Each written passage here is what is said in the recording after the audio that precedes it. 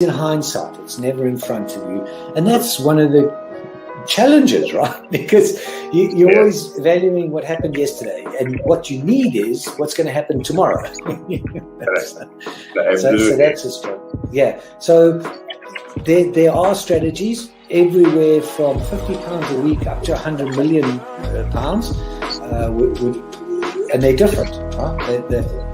They range differently from everyone, but and from country to country, to be fair.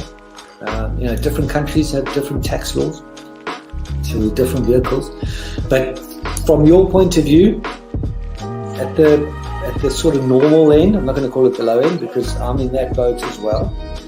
It's as tax efficient as you can get it. That's where you start.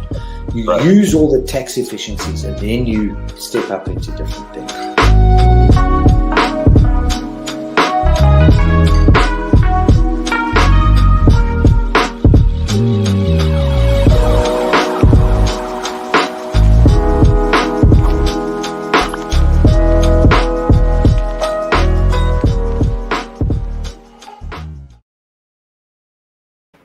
Hi guys, welcome back to the show. It is your girl Sarah right here on Relaks Radio, and I am super excited to be here, all right, because we're having a very interesting conversation with regard to what exactly is happening to restaurants after the post-Brexit immigration rules, all right.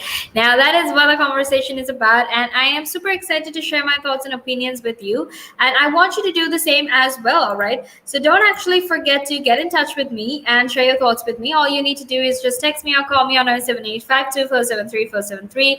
Let me know what you're thinking. Let me know how you feel about what we are discussing and why exactly this might be a problem in the future as well. I mean, it's presently a problem. So would this be a problem in the future? Please, go ahead, get in touch with me, share your thoughts and ideas with me, because I would love to hear everything that you have to say. All right.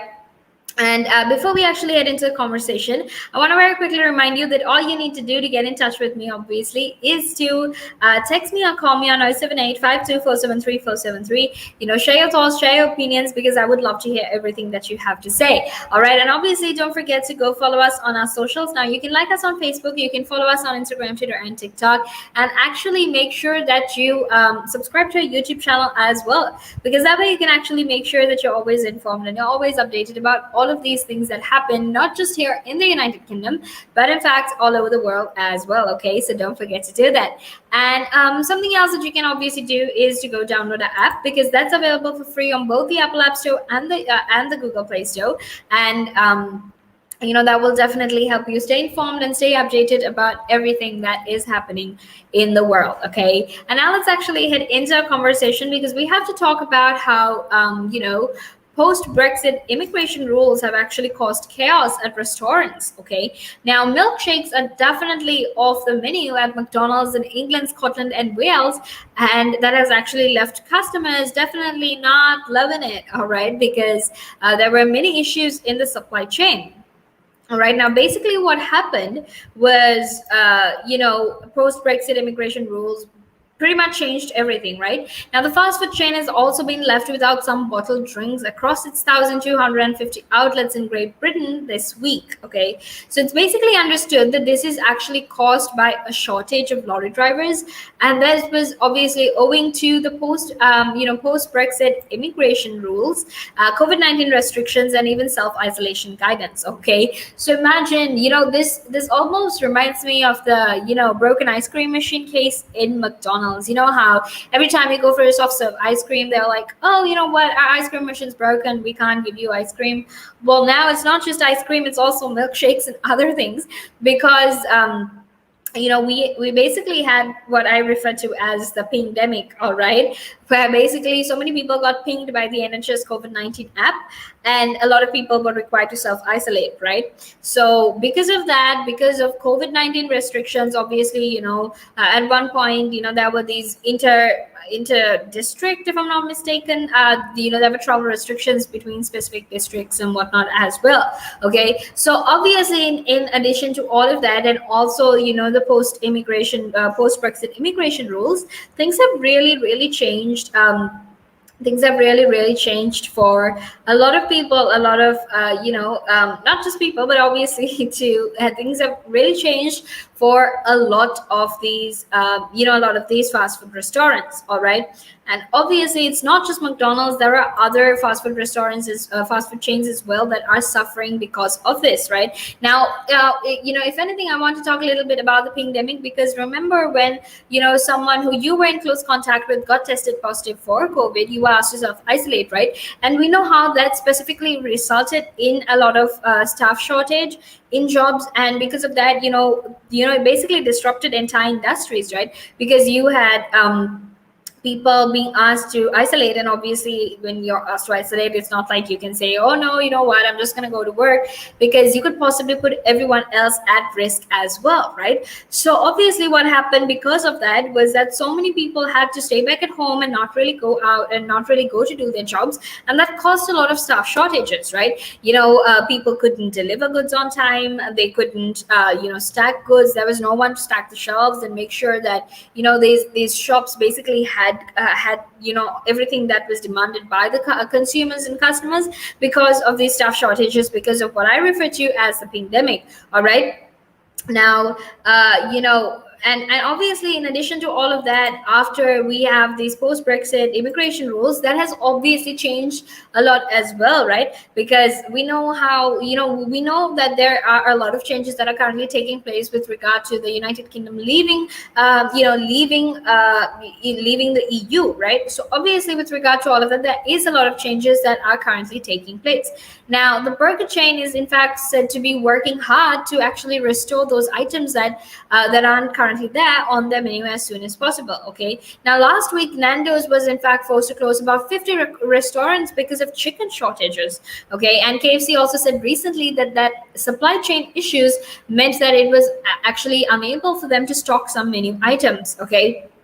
So a McDonald's spokesman actually said that the group is actually working hard to return these items to the menu. And he also said that, like most retailers, we're also currently experiencing some supply chain issues. And that has obviously impacted the availability of a small number of products. All right. So that is what it is about. Now, make sure you stay tuned, because we're actually going to head into a small break. And after that, we will be back to discuss this further. But until then, make sure you stay tuned.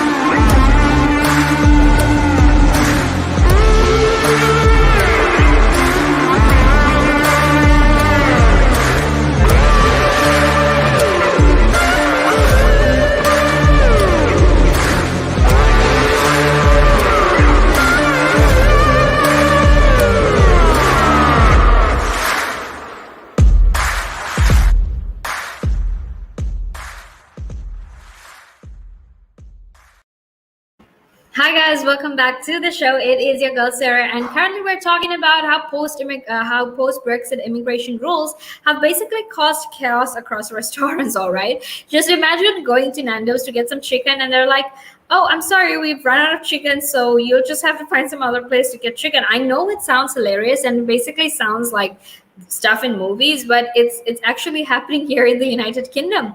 And that's obviously because we have these post Brexit immigration rules that pretty much changed everything for a lot of people, not just in the United Kingdom, but in fact the rest of yeah, definitely for mostly for the people who are in the United Kingdom, right? But basically it's pretty crazy if you think about it, because these past few years, actually there was so much of changes that happened. There was Brexit, there was a pandemic, then there was a pandemic, and then we basically had COVID-19 restrictions and whatnot, and that pretty much changed so many things and so many businesses and the way so many people work, right? And that's just the truth of it. So basically we're talking about how restaurants like McDonald's, KFC, Nando's basically had shortages in some of the items on their menu, simply because of everything that happened, right? So we're going to be talking about all of that, but before we actually get into that conversation, I want to very quickly remind you that you can in fact be a part of this show. All right, so don't forget to text me or call me on 078-52473-473 to share your thoughts, share your opinions, and let me know what you're thinking. Okay, and don't forget to go download the app either, because that's available on both the Apple App Store and the Google Play Store. And don't forget to don't forget to actually subscribe to our YouTube channel, and to like us on Facebook, follow us on Instagram, Twitter, and TikTok. And now let's actually head back into our conversation, because we have so much more left to talk about. Okay, now bottled drinks and milkshakes are in fact temporarily unavailable in restaurants across England, Scotland, and Wales. Okay, so basically they apologize for any inconvenience that was caused, and they thank their customers for their continued patience. Okay, now the burger chain is in fact the latest firm in several sectors battling supply chain issues. So gaps on supermarket shelves are likely to continue for several months unless the government actually does more to tackle the labor crisis that is hitting haulage firms, and suppliers have actually warned the government about this, right? Now, recently I also saw this news article, right, where basically, some business firms were actually asking the government to let them take, prisoners, to essentially help them with this supply, with supply shortages, and helping with, putting stuff back on the shelves and whatnot, right? And the truth is, look, we're actually going through an economic crisis, so why not actually take the help of everyone we possibly can? Okay. Now, some manufacturers have actually reported sharp increases in the prices of raw materials, and obviously the other thing is this, right? When you have increased prices of in your raw materials, that means that sometimes you have to take certain items off the menu. All right, now this actually happened to a friend of mine. She does like all baked products and whatnot, and essentially what happened was things were so expensive that she basically took off she took off a bunch of items from her bunch of items from her menu, because it was so hard for her to keep up with these rising costs. Okay, now the shortage of qualified HGV drivers that have obviously been worsened by Brexit and COVID has also left wholesalers unable to actually and get goods to shops. Okay, and these are just a few of the problems that are obviously there. Right now, logistics and haulers organizations said August would actually be a pinch point in the shortage, as workers take summer breaks, while also firms offer bonuses and sign-on fees to recruit drivers. Were not actually helping matters, right? So offering bonuses, especially when you're running out of money, is definitely not something that is going to help the company, right? But obviously they don't necessarily have any other option as well, because if you want to recruit people in during summer breaks, then you have to give them some form of benefit. Right now, business groups that represent the retail and transport sectors have been calling for the government to actually review plans not to grant temporary work visas to drivers from the EU. Okay, and lobby groups for the sectors affected have actually written to the business secretary Kwasi Kwarteng, outlining the lorry driver shortage and knock-on effect to supply chains. Okay, so they basically want a review of plans not to grant temporary work visas to drivers from the EU. All right, and that is basically what's happening now. Make sure you stay tuned because we're actually going to head into a small break, and after that we will be back to discuss more of this. But obviously, until then, make sure you stay tuned. The valuations that you place on an asset are always behind you. It's always in hindsight. It's never in front of you. And that's one of the challenges, right? Because you're always valuing what happened yesterday. And what you need is what's going to happen tomorrow. What am I saving or investing for? Why am I doing it? When will I need the money?